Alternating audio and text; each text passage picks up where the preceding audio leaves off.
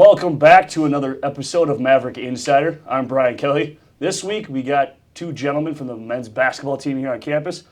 The freshman phenom, Rylan Holt, and the healthy veteran, Carter Ash. So, boys, thank you for stopping in and taking some time out of you guys' busy schedules. But first I want to go into and talk about this season. 14-12, kind of a little under expectations, everybody's expectations coming in here to play. But you guys have actually pulled out, you guys have pulled together winning streaks, 3-4 games, and just kind of, deal with a lot of adversity this season. Can you guys talk about how this season has gone so far to you guys? Yeah, well, to start the year, we were picked to win the conference. Obviously, predictions and rankings never really mean anything till the end of the year. That playoffs is what matters. So, obviously, we had higher expectations than where we're at right now. Like you said, 14-12, so it's not terrible, but we're okay. We have a couple games left, 2 home games this weekend that are going to be big for us with 2 teams in our side of the conference that are within a couple games of us. So it'll be big, but we still have expectations to make it to the conference tournament and win it, and so we'll see how it goes. Yeah, like you said, we started off 3-7, I think, and so we battled back from a lot of things, a couple injuries here and there, and missing guys. So to be where we're at right now, we're pretty lucky, and we're playing good, and we just got to keep it going. So these final 2 games, like you just mentioned, they're kind of crucial for you guys. Talk about the significance in what these 2 games actually mean for you. Well, they're important because it decides whether or not we get a home game next week for our first conference game. So, it's not do or die, but in a sense it kind of is because, we don't want to be on the road for our first conference game because that does play a huge part. Home court advantage is a huge thing. So, if we win both games, then we're guaranteed a home game. So it's super important for us. Yeah, 100% agree. Getting a conference game at home would be big, especially I've never been in a conference game here at the Taylor Center, so I think that'd be a really fun environment. Yeah, so getting that home conference game right away, that first round, how would that help your guys' confidence going into the next round and later rounds? Well, just the whole comfort level of playing at home, playing at Taylor Center is huge. Like I just said, home court advantage plays a huge factor, and it just confidence level and all that will increase, and it's just, we're in the Taylor Center every day, so it's like playing at home for us. Exactly. So. Yeah, we're counting down the games that he's got here, so that'd be really big for the seniors. Exactly. So that'd be really fun for us to be able to get one more game. Yeah. Now, you guys are 9-2 at home this season, so, it's clearly night and day that you guys play just so much more comfortable, and especially like last homestands, that last game, you guys were just so comfortable, and that was easily one of the best games that I've been around that you guys have just played. It was just, you guys could just tell the effort and just the comfort and the the fluidity was just there for you guys, and it was just really nice to see you guys all of a sudden come out. And then here's Carter on the bench just coming up, and then Rylan. You guys, it was so much fun to watch you guys this season. You guys have had your ups and downs, but you guys have been coming through it, and it's been a complete joy to see you guys. Carter, I'm going to go to you for a second. What's it like being a senior this season, and what is your role, and how have you taken that role and kind of ran with it? It's fun, honestly. Being a fifth-year senior, it's different than a lot of guys. I'm the oldest guy on the team.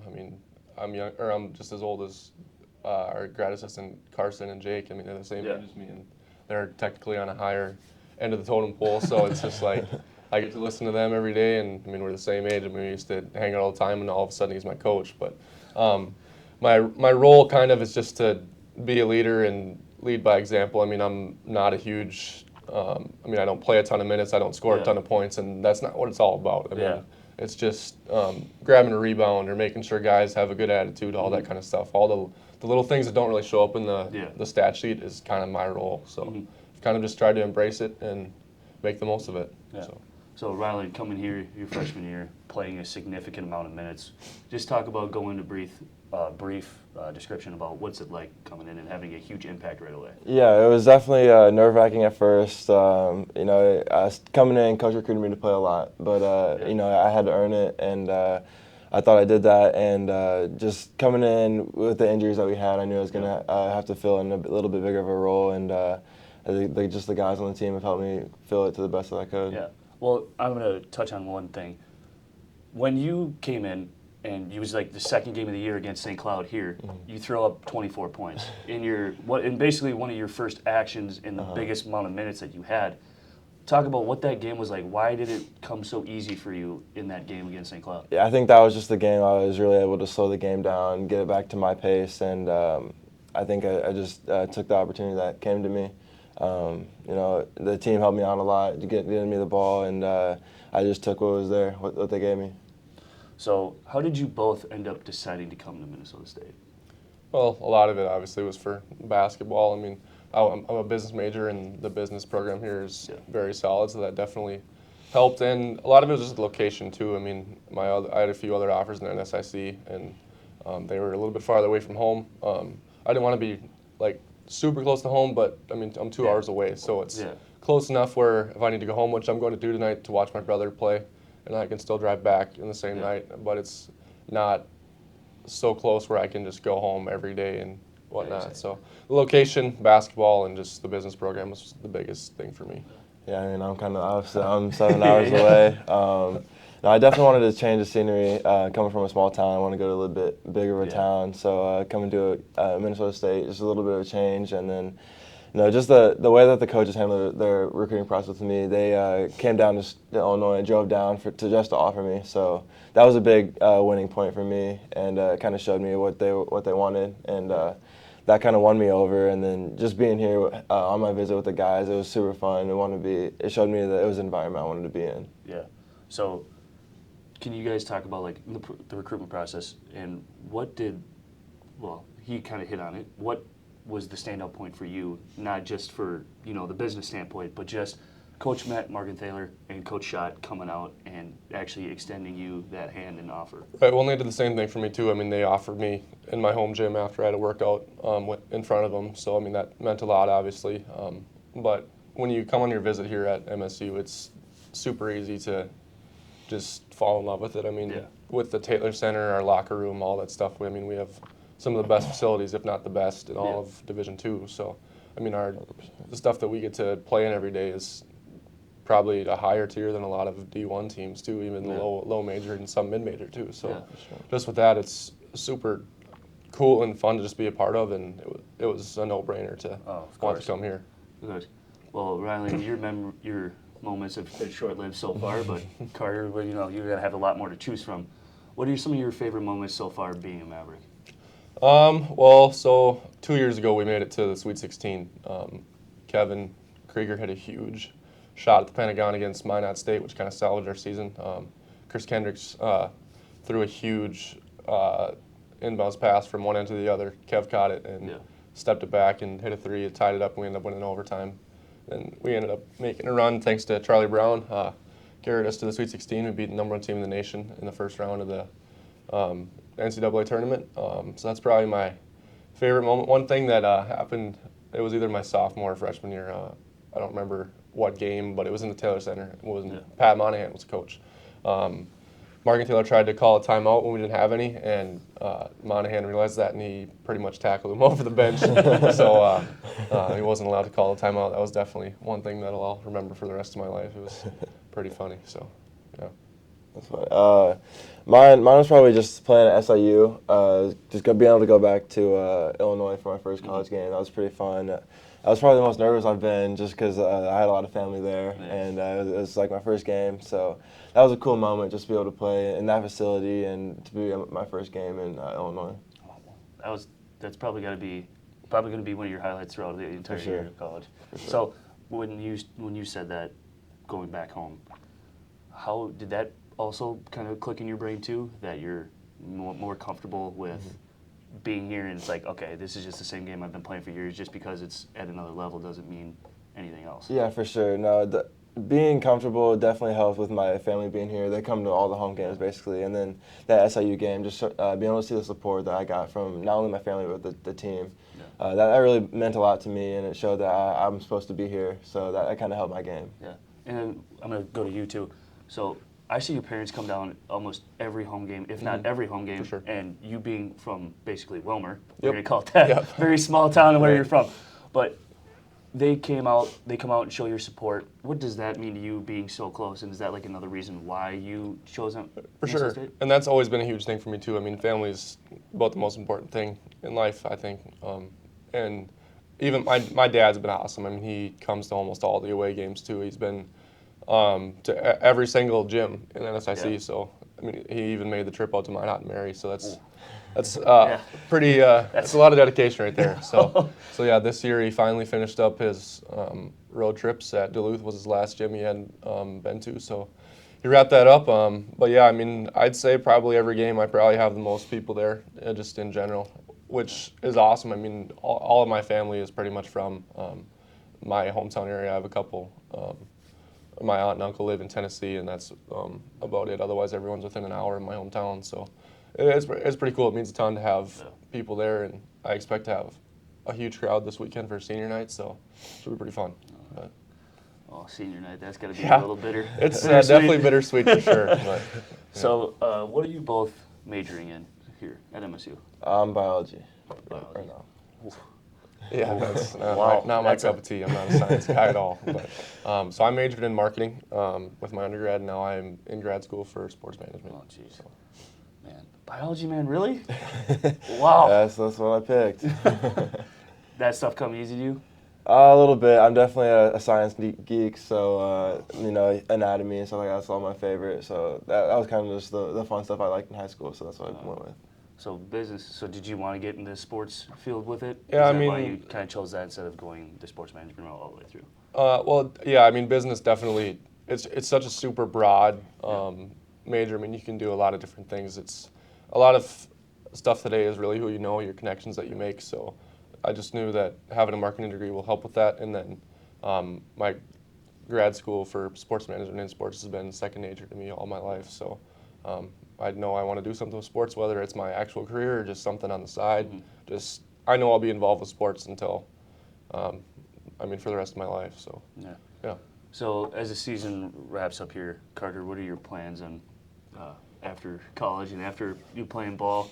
Because come the 22nd, or is that what it is? Yeah, Saturday the 22nd. Mm-hmm. Come then, it's senior day. What do you? Yeah, honestly, I'm still trying to figure that out. I'm not 100% sure yet. It's probably about time to get that rolling, but I know I want to golf a lot, but that doesn't really get me real far. Yeah, I'm working on a couple things.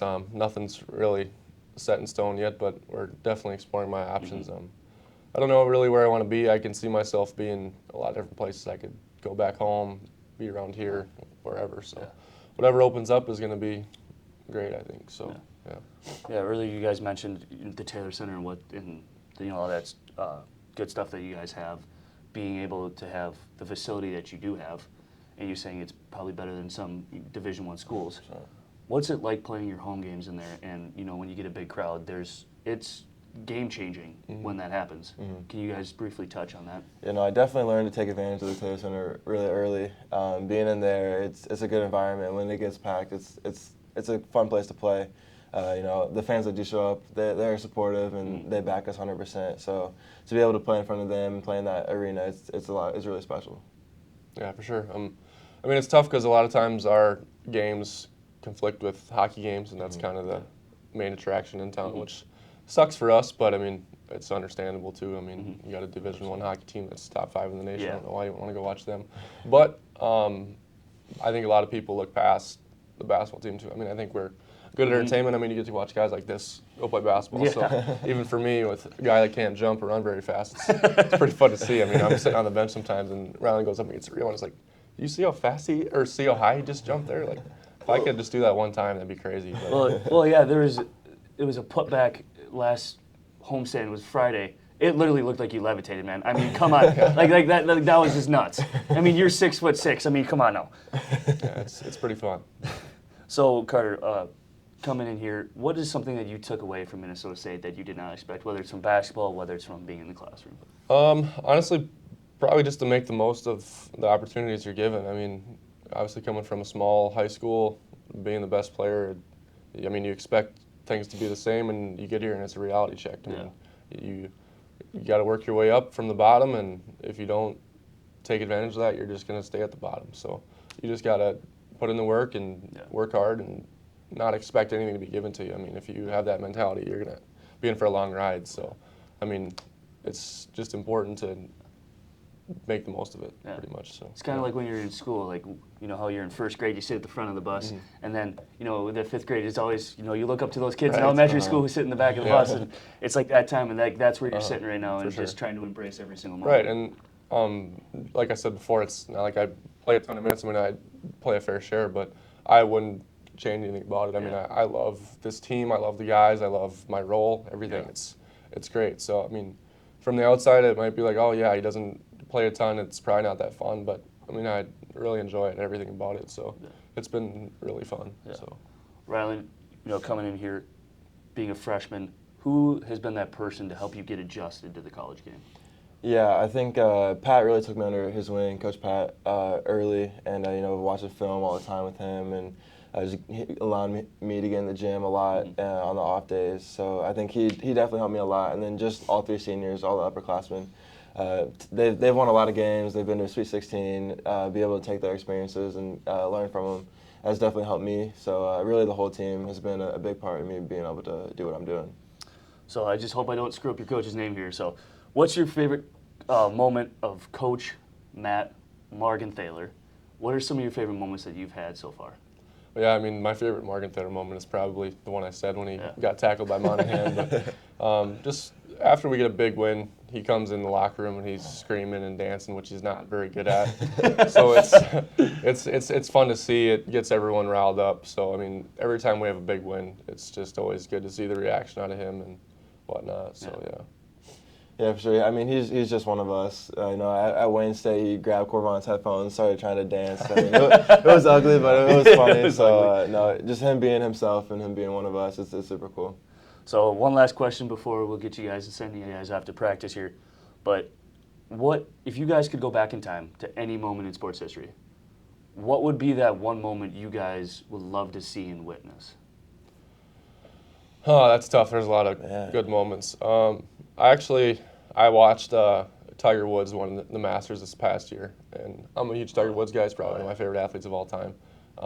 But I just watched his last round, and if I could have been there for that after everything he's been through and whatnot, to come back and win it when everyone thought his career was done, just to be sitting there on 18 watching him finish it up and win, that'd probably be my number one moment for me. So.